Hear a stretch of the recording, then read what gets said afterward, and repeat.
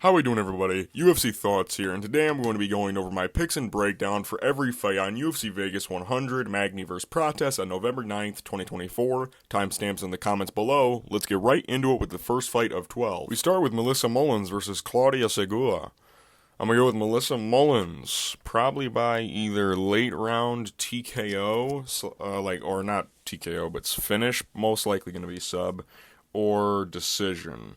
Klaudia, her main attribute is striking and defensive jiu-jitsu, because she will get taken down by Melissa Mullins, but she'll go for leg locks and arm bars off her backs, preferably heel hooks. She really likes to roll for legs, but that really puts her in compromising positions a lot of the time.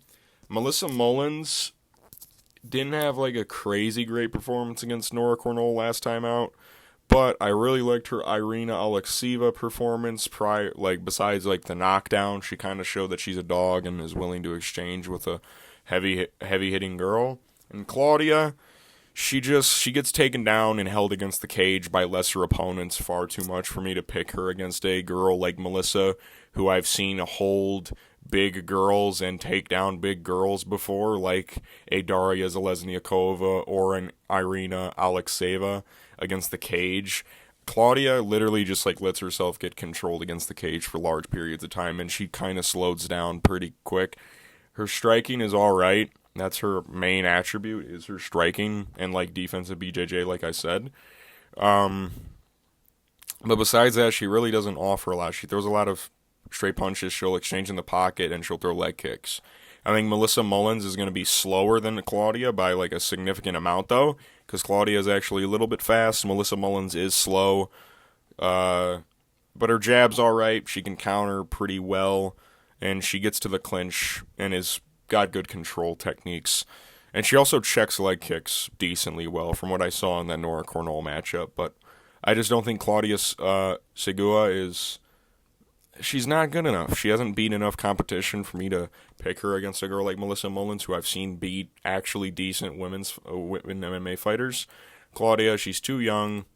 I've seen her get controlled by far lesser opponents. I don't know. It's weird. But yeah, I go Melissa Mullins, either late finish or decision, most likely going to be 30-27. We move to Tresean Gore versus Antonio Trócoli. Pronounce his name right this time. I'm going to go with Antonio Trócoli on this one. Now, this is a tricky fight to predict, but Tresean Gore doesn't really surprise me at all. Honestly, I'm very underwhelmed by his fighting style. He gets hit a lot. I mean, he absorbs 6 significant strikes per minute. That's fucking nuts. He only lands 2.8. So he's getting doubled up on strikes by everybody he fights. You know, he's only fought 6 times since 2018 as a professional fighter. Dude, that's literally a fight almost every year. And he hasn't fought in over 2 years. He suffered a couple injuries. He's very inactive. Antonio Trócoli, he's going to have a significant size advantage. He's going to have the reach advantage. And Tresean Gore's fight style is very rudimentary to me. I'm not very impressed. A couple jabs here and there, a low kick here and there. That's it. That's all he really poses a threat to Antonio Trócoli. I think to beat a guy like Antonio Trócoli, who's constantly moving forward, Tresean Gore has to move forward to beat his opponents. He's not going to be able to move forward against Antonio Trócoli. He just isn't. That's not what's going to happen. Unless Antonio gasses out, Tresean Gore's gas tank isn't really all that good either, bud. So, Tresean Gore, very rudimentary, very predictable when it comes to his striking. I mean, this dude got knocked out cold by fucking Cody Brundage. What are we doing? I think Antonio Trócoli is going to wear him down with his clinch game. He's going to clinch him up a lot, going to control him against the cage. 2-year layoff, suffering injuries. Tresean Gore is going to be very green. He already is very green. He only has fucking 6 fights in his professional career. He's been training since 2014. We'll give him another 2 years or 1 year leeway, possibly. So he's been training for 11 years. This motherfucker is very basic when it comes to fighting. Super basic. Antonio Trócoli, I mean, he's been fighting for a while too. His performance against Charbel, it wasn't great, but he had his moments. He was landing combinations. And also, I don't think Antonio Trócoli really has a submission threat because he doesn't really go for double legs or single legs where his neck is going to be out in the open. He goes for body locks. He goes for body lock takedowns, trying to take people down just using pure strength in the clinch. And Tresean Gore, I've seen that happen to him when he fought Cody Brundage. And Cody Brundage, he's Cody Brundage, all right? No offense. I think Tresean Gore gets hit too much. He's going to be too basic for Antonio Trócoli. I think Antonio's going to land on him consistently, and Antonio's going to stalk him down, smaller cage. Tresean hasn't fought in 2 years. He's going to be very green. He's going to be very rusty. He's going to be predictable. I think Antonio Trócoli is going to wear him out and sub him in the second round. I think Tresean Gore, he's just too basic. Too basic to beat a guy like Antonio. You have to have variety like Shara did. Because if you're just too basic, Antonio's going to be able to predict what you're going to do. He is not great at fighting. Like, Antonio isn't good. But I think he's better than Tresean Gore, especially a 2-year layoff Tresean Gore, who's missed very prime years of his fight life that he should have had fighting people, right? So I'll go Antonio Trócoli, second round sub. I'll go with triangle. I think he'll arm triangle him. He's gonna land on him because Tresean Gore absorbs 6 strikes per minute. That's a fact. He gets hit a shit ton. Very basic. Like, let's look at his splits. 40 head strikes, 19 strikes to the legs. 3 fights in the UFC. You have 10, 20, 60, 66, 75 strikes landed. 3 fights in. You're cooked, buddy. We move to Cody Stamann versus Blackshear. I'm going to go with Blackshear. I hope he doesn't get knocked out in under 20 seconds again, though. That would suck. I think this is a completely different stylistic matchup from the Montel Jackson fight. For one, Montel Jackson actually has long arms. Cody Stamann, very short reach for the weight class. Blackshear, very tall for bantamweight, if you notice. 5'10", 72-inch reach. He goes to the body a lot, which I think will benefit him in a fight against Cody Stamann, who will probably instinctively maybe try and grab or catch those kicks, but also if it does land flush, Cody Stamann hasn't always been... He does slow down in fights, especially if you push at a high pace. Blackshear does fight at a very increased pace, even in the Mario Batista fight, which he did gas out in, but that was also a weak turnaround with another weight cut. I imagine Damone probably cuts quite a bit of weight, but I think that this is going to be a weird fight because they're both very heavy. They're very, very well endowed. Holy shit. They're very well endowed in the grappling sense. Of course, Cody Stamann has very not dynamic, but very powerful wrestling, blast double legs. He's very strong. Blackshear a bit more methodical with his trips and the takedowns. He goes for single legs and he'll sweep the leg out from under you. I don't know if either of these guys is going to have a lot of success. If anyone's going to take down somebody, I will say I think it will be Cody Stamann, who probably just barrels Damone down. But I think Blackshear can actually reverse certain positions, get to better positions, and then get his trips in the clinch. That's how Damone's going to get his takedowns. It's either the blast doubles of Cody or the trips of Damone. On the feet, Cody doesn't have what really affects Blackshear all that much. He doesn't have the straight punches. He has those looping hooks, the looping overhands, the head kicks that are out of range because he has short legs. Blackshear really struggles with straight punches. Cody Stamann can't offer those in this fight because he just has short enough. He doesn't have the arms for it. He can't throw a jab. He can't throw a right hand confidently. He has to step in and loop. He's got to throw a big old meaty hook. Big meaty hook. Big meaty hook. He's got to throw those meaty hooks, man.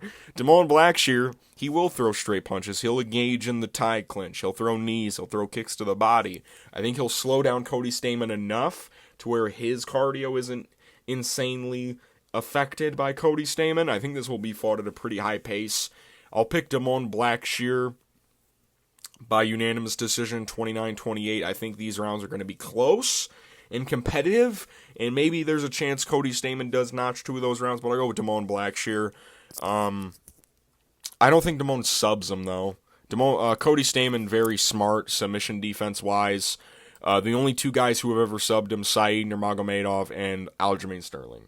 So, very, very good submission artists. But I think that Montel Jackson. I think Montel Jackson's son, Blackshear, is going to win this fight. Based on just presence in the cage. I think he's going to be a bit too big for Cody Stamann to corral him against the cage, have his own dynamic offense to set in. I think his looping punches won't be enough for Blackshear. I think Damone will out-damage him a little bit because Cody does slow down and just resort to very basic striking at times when his wrestling doesn't work and his big meaty hooks aren't landing. I think Blackshear is just going to be a bit too technical for him. We move to Matthew Semelsberger versus Charles Radtke. I'll go with Matthew Semelsberger. I think he's going to TKO Charles Radtke. Charles, went to decision with Blood Diamond. Not my favorite thing ever. He knocked out Gilbert Urbina, which is a solid win. If Gilbert Urbina was, something, he really ain't. Like, he's not really all that great, and he hasn't fought since then. The Carlos Prates fight, it's Carlos Prates.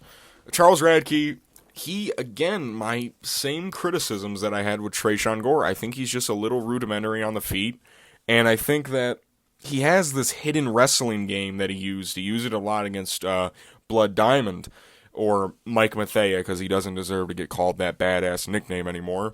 But I think Matthew Semelsberger has been improving his takedown defense and get-ups, especially in the first round. And Charles Radtke, he gets countered a lot. He overswings quite a bit, especially when he's throwing his left hook.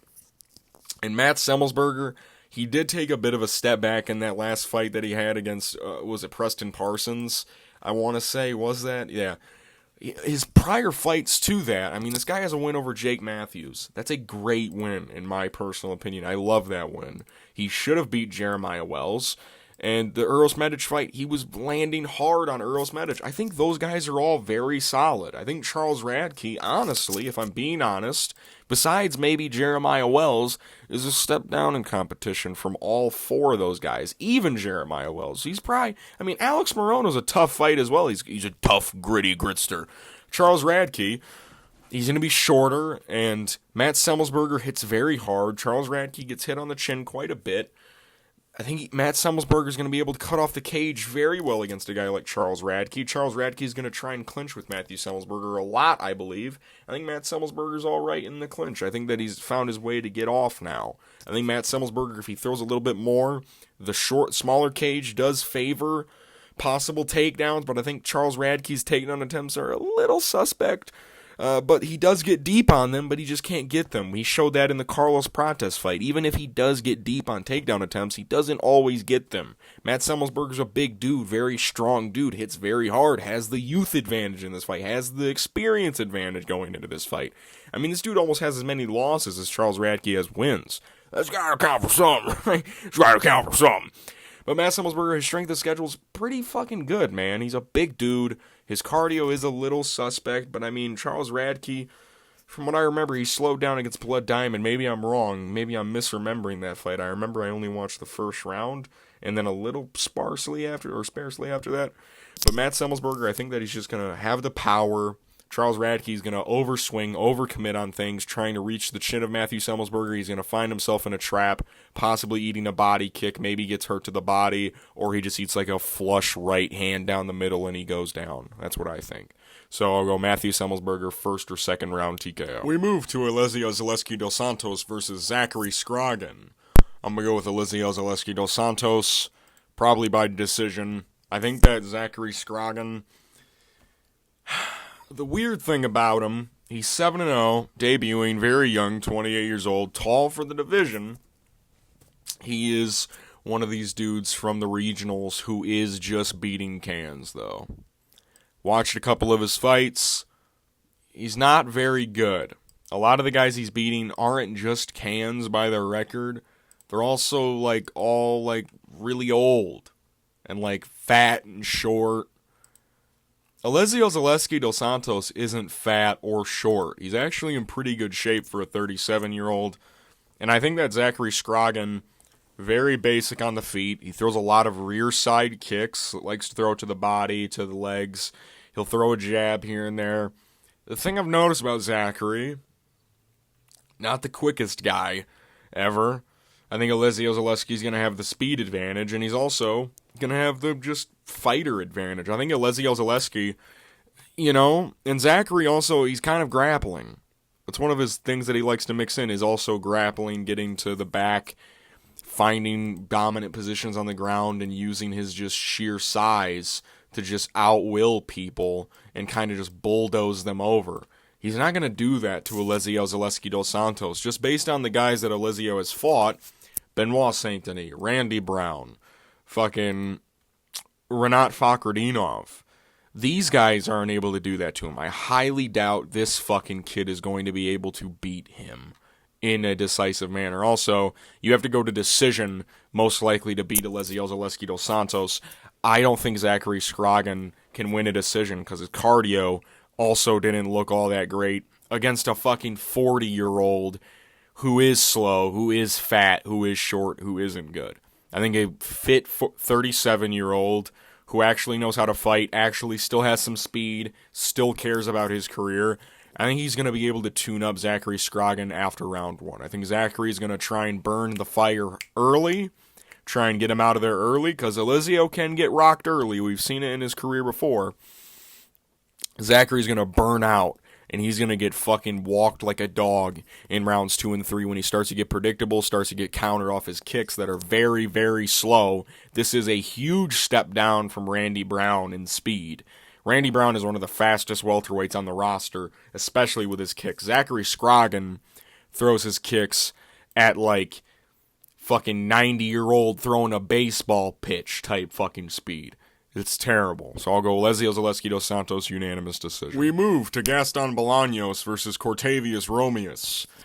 I'm going to go with Cortavious Romious. This one is a little tricky. Gastón Bolaños is pretty technically sound when it comes to his striking. Very explosive are both Gastón and Cortavious.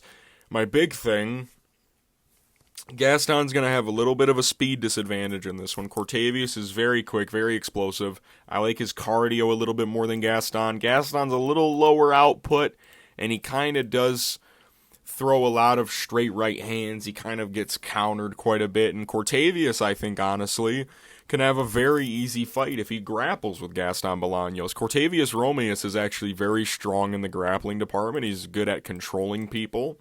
He's good at finding subs. He has 5 wins by submission. Gastón Bolaños has been subbed before, and his chin isn't the best. I know that, getting knocked out by Marcus McGee isn't really that bad of a thing. Marcus McGee does hit pretty hard, but Cortavious, he mixes it up a little bit better, I think. Cortavious, he will unload 8-punch combinations. Gastón Bolaños is very not combinations, very one and done, very patient on the feet. Cortavious is a little bit more relaxed now than he was when he first appeared on the Contender Series against Ramon Tavares. But I think Cortavious is going to grapple with him a little bit. I think he needs to if he wants to win this fight. I know he'll probably try and go out there and make a statement, try and knock out good old Gastón Bolaños. I think Gastón might land something a little hard, and Cortavious is like, you know what, I'll just go path of least resistance. I think Gastón Bolaños has shown that his grappling defense isn't really the best. He's getting taken down by, Aaron Phillips a couple of times, like a significant amount. He got taken down 3 of 5 times. I mean, yeah, he only landed 69 strikes. I don't think that's enough to win against Cortavious Romious, who is a little bit of a higher output guy, who is in your face 24/7, who doesn't really slow down. I think Cortavious actually has some pretty decent cardio, and Gastón is willing to exchange in the pocket because he looks for like elbows in the clinch. I think Gastón will kind of will entertain the clinch game a little bit, and Cortavious is going to find his takedowns and reversals and trips on that mark, and maybe find a sub. I think there's a chance that Cortavious gets a submission win over Gastón Bolaños. We'll have to see. I'll go Cortavious just to win it anyways. We move to the featured prelim, Karolina Kowalkiewicz versus Denise Gomes. I'm going to go with Denise Gomes. I think she's going to have a bit of a speed advantage over the older Karolina Kowalkiewicz. And also, Denise Gomes actually looked pretty impressive against Eduarda Moreira, who is probably the biggest women's strawweight fighter besides maybe Tatiana Suarez. I think she may be taller than Tatiana, if I'm being honest, though. Denise showed very great takedown defense in that fight, and her striking actually looked decent. Karolina Kowalkiewicz has been kind of an anomaly in women's MMA because she is older, like 39 years old, but she's still competitive with younger people. Her last fight, she looked very slow. She really couldn't get a lot going against Yasmin Lucinda, or Yasmin Lucindo, I think. Which one is it? Lucindo or Lucinda? Lucindo. She couldn't really get anything going, looked very slow. Looked like age touched her a little bit. I think that the same thing's just going to happen again in this fight. She had her little 4-fight win streak against a bit lower tier kind of WMMA fighters like Diana Belbita, Vanessa Demopoulos, Silvana Gomez Juarez, who also was pretty old when she fought her, to be fair, and then like Felice Herrig. Denise Gomes has power in her hands. Karolina Kowalkiewicz gets hit a lot because her stance is kind of like open to get hit, and she is very slow. She gets countered pretty easily. She'll throw a leg kick 10 yards out of range. But I think Denise Gomes, I don't think she'll knock out Karolina Kowalkiewicz. She is a tough cookie. But I think that Denise Gomes will kind of glide to a unanimous decision just based on damage. And also, if Karolina Kowalkiewicz tries to get her clinch game going, where she tries to slow down the fight, maybe get some trips in the clinch, I don't think she's going to be able to do that against Denise Gomes. Eduardo Moira is very strong when it comes to grappling, and Denise Gomes basically nullified a lot of what she had to offer. And I'm very impressed by that, because I thought Eduardo Moira was going to smother Denise Gomes, if I'm being honest. But I think Denise Gomes proved a lot to me in that fight. She did lose to Angela Hill, but Angela Hill is good. Angela Hill is, shockingly still very competitive with everybody. She arguably she arguably beat Tabitha Ritchie, and the Mackenzie Dern fight was somewhat competitive at times, but she knocked out Yasmin Haragi. She knocked out Bruna Brazil. She beat Eduardo Moira. She's going into grappling matches. The only way that you really beat a Denise Gomes is by smothering her against the clinch, trying to slow down the fight, and being able to outstrike her because you have similar speed. Karolina Kowalkiewicz, I don't think she's going to be able to do any of that. Denise Gomes, 30-27. We move to the start of the main card. Mansur Abdul-Malik versus Duško Todorović. I'm going to go with Mansur Abdul-Malik by first round TKO. Duško is a weird case. He's like a volume pressure fighter on the feet, but he likes to go for takedowns, but he's not really good at getting the fight to the ground. And Mansur Abdul-Malik is very strong. He's going to have the youth advantage. He's going to have also the recency advantage. Duško Todorović hasn't fought since 2023 due to a knee injury he suffered. He was also supposed to fight Edmund Shabazian, but he also withdrew from that fight, possibly an injury. Duško, very big head, very weak chin. Kind of a weird complex going on there. Don't know how that works. Hands are very low. He'll shoot a takedown in the first minute. Mansur Abdul-Malik has pretty solid takedown defense, very strong. He trains at a very good gym with Eric Nixick and Sean Strickland and all those fellas over there. Mansur, very young, kind of green, only 6 fights, but shows a lot of prowess, very explosive for the middleweight division, very fast. And I can't pick Duško Todorović against a guy like Mansur when his chin is as bad as it is. I mean, any flush punch this guy eats, he's getting fucking hurt by it. The only guys he's beating as well, Jordan Wright, Maki Pitolo, Daquan Townsend, these are all shitty fighters. Whenever he faces somewhat competition, Punahele Soriano, Gregory Rodriguez, Chidian Jukwani, Christian Leroy Duncan, he's getting brutally finished or just beat for a long time. How in the fuck did Duško Todorović beat Michel Pereira? He knocked out Michel Pereira? He's the other guy to do it? Oh my god. Now I got it. No, I'm joking, but Mansur Abdul-Malik will beat Duško Todorović. Also, Duško's gas tank is kind of shit. He's a killer, be killed kind of fighter, but his gas tank doesn't help that at all. Mansur actually showed a bit of a good gas tank, showed that he has finishing prowess as well. 5 first-round finishes, one of which was in the second round when he was on the Contender Series, show that he was still pretty good. He does eat some shots, but he has a good chin, doesn't seemingly get rocked by anything. Duško Todorović gets rocked by everything. He has short arms, keeps him low. He's going to get clipped early in the first round, possibly after missing a takedown on the break of a clinch. That's seemingly where Duško gets knocked out. We move to Luana Pinheiro versus Jillian Robertson. I'm going to go with Jillian Robertson on this one. Luana Pinheiro has just not looked as impressive as I thought she would, especially as of recent. She's kind of been getting tuned up a little bit, not going to lie, by Amanda Hebaz and Angela Hill. She arguably lost to Michelle Waterson Gomez.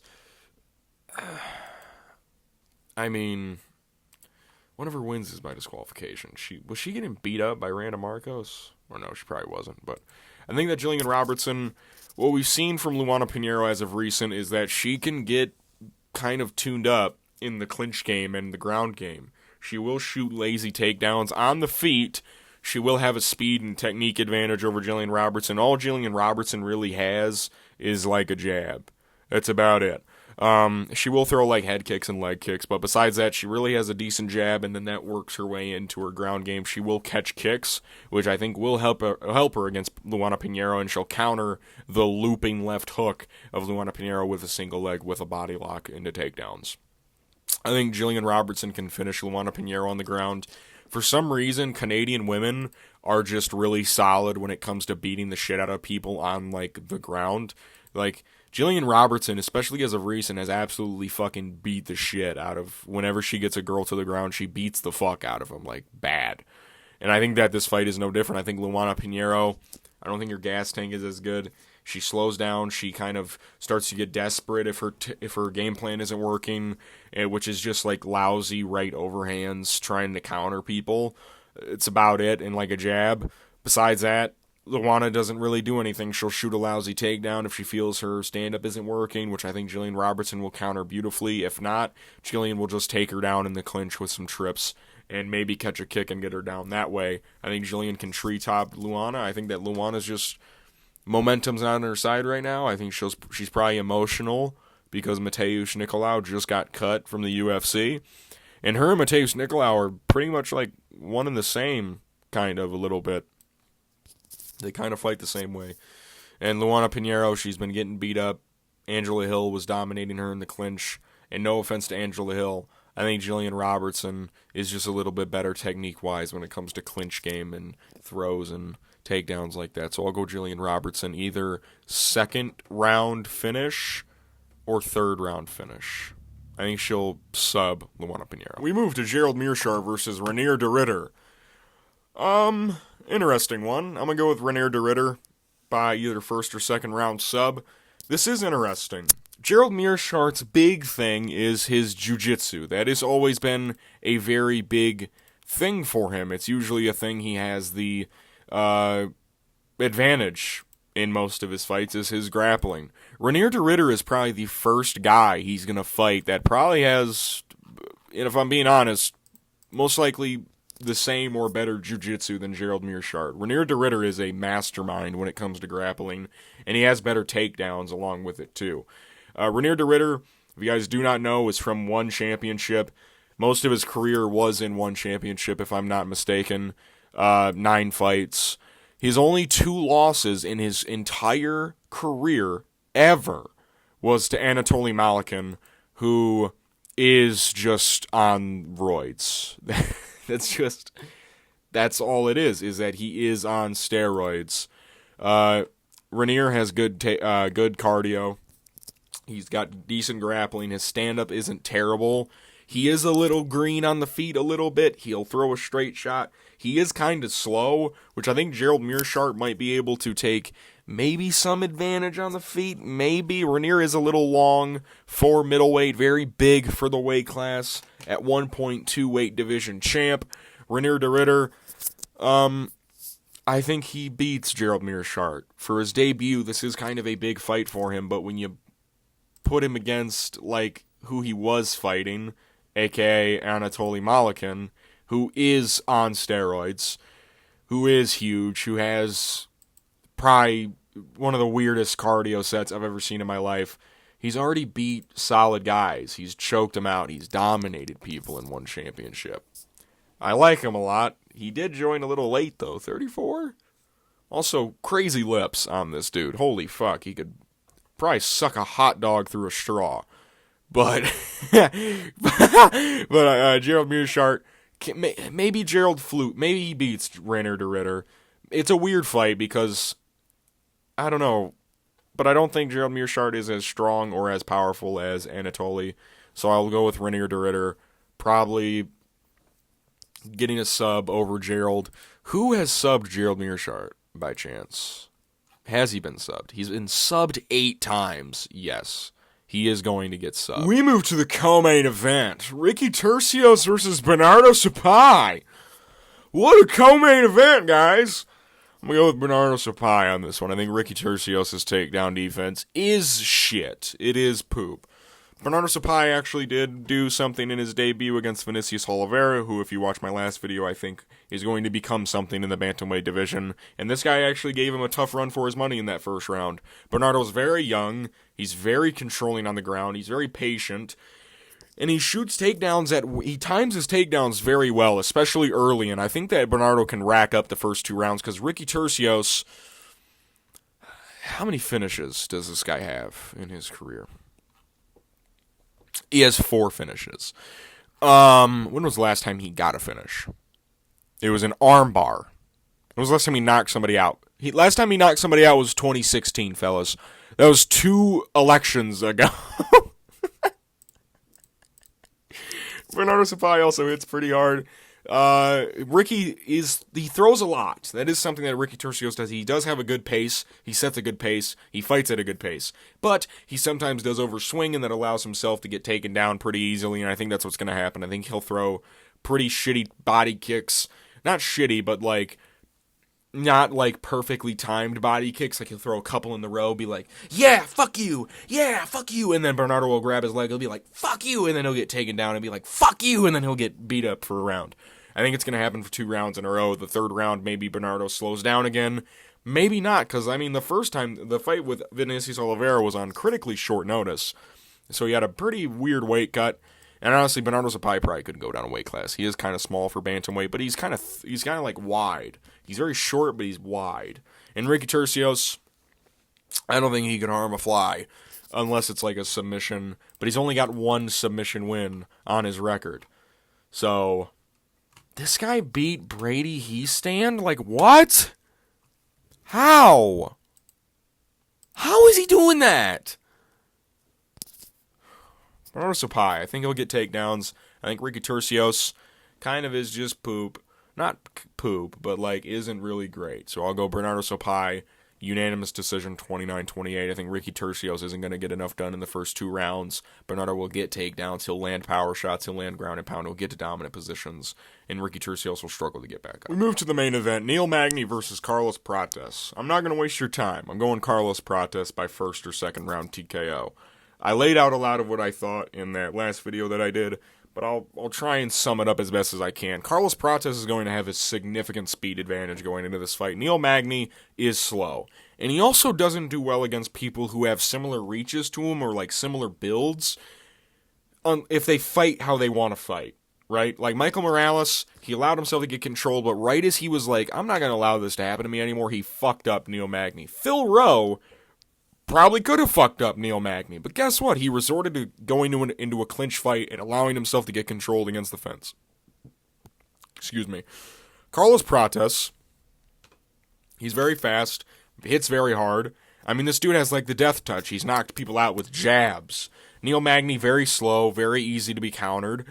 His leg kicks are deathly slow. Carlos Prates is going to chew the lead leg of Neil Magny up because he is fast. I think Neil's going to die, if I'm being honest. Neil is going to have to clinch Carlos Prates, but the thing is, Carlos Prates isn't that bad. His takedown defense has looked great. He fights with the fighting nerds, of course. They're probably just training his grappling at this point. His stand-up is already very good. At this point, him and Caio, him and Mauricio, him and John, they're probably just working on Carlos's grappling to make sure it's at 100%. 100%, brother. I think that Carlos, he has a lot of weapons that work well against Neil Magny. Like I said, leg kicks. Neil Magny is there to get leg kicked. He's very tall, very long legs, doesn't know how to check fucking leg kicks. Now, Neil gets his leg kicks checked. Carlos Prates will check Neil's leg kicks. But he's also slow.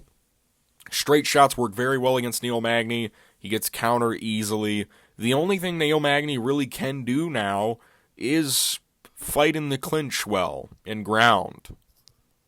I don't think he gets Carlos Prates to the ground. I don't think he can control Carlos Prates against the fence. If he does, I legit will... I can't say that on YouTube. I will put a controller in my mouth and push down on the trigger, if you get what I'm saying. Carlos Prates, He'll throw knees to the body, even if it does get to the clinch. He is a Muay Thai expert. He probably knows how to deal damage in the clinch, probably reverse positions. Neil Magny, he'll get knee to the body a lot. That's something that Carlos Prates does like to do. He has a menacing presence in the cage, and we've seen Neil Magny shy away from people, especially as of recent, like against Ian Gary, which Ian Gary is feminine. He's feminine. So... but Carlos Prates has this aura, this presence about him where people just back up and kind of resort to backing him up. And Carlos Prates is very smart defensively. He has good head movement. He's able to roll with shots. He counters very well. His timing is impeccable. I think this dude is a really big problem for welterweight if he can grapple, and this is the fight that we're going to find that out with. Charles Radtke got deep on some takedowns on Carlos Prates, and he couldn't get him down. I don't think aging Neil Magny, 37-year-old senile Neil Magny, is going to be able to do it, especially with his speed. This guy got TKO'd literally 3 months ago. It wasn't like it was a weird stoppage. It was kind of bad. I think Neil Magny's on the decline. You know, he will beat shitty fighters here and there. It would be really funny if he beats Carlos, and I said that he only beats shitty fighters now, but from what I remember, Mike Malott was dogging Neil Magny for 14 minutes of their fight. He was absolutely shitting on him. I think Carlos Prates can do that more effectively because, one, he has more power, and two, he is quicker. And he has better kicks, and he has better kicks than Mike Malott and just better weapons in general. I think Carlos Prates is just the nightmare matchup for Neil Magny. Hence the nickname, dude, the Nightmare. I think that Carlos Prates is going to knock out Neil Magny, possibly with a left straight down the middle. Neil Magny will fall down. We've seen Santiago Ponzinibbio land that not all night on Neil Magny in their fight. Neil Magny doesn't really improve a lot. He's kind of been the same fighter. It's just that some people struggle with the size. Pause. I don't think Carlos Prates is going to struggle with the frame of Neil Magny. I think he's going to do very well. Hence the one-punch KO power. Just overall weapons in general, I think Carlos Prates is going to get it done. I'm UFC Thoughts. These have been my picks and breakdown for every fight on UFC Vegas 100, Magny vs. Prates on November 9th, 2024. My confident picks reside with Denise, Gomes, Mansur, Abdul-Malik, and in the main event, Carlos Prates. My pre-card rating is a 5 out of 10. This card is kind of poop, but Carlos Prates is in the main event. A lot of fights fell through. Not a lot, but like big ones, like, you know, Cody Garbrandt, former champion. But anyways, there's some meme matchups on here.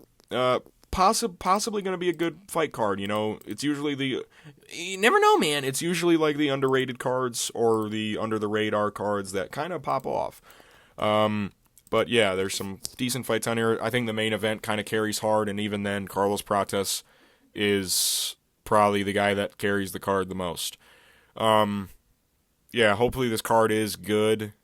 Maybe. I don't know. It's the 100th Apex events. Isn't that awesome? We've been in the Apex 100 times, dude. But the thing is, that doesn't even include, like, pay-per-views that have been in the Apex. I don't think, at least. But, yeah, I'll see you guys after the fights. Peace.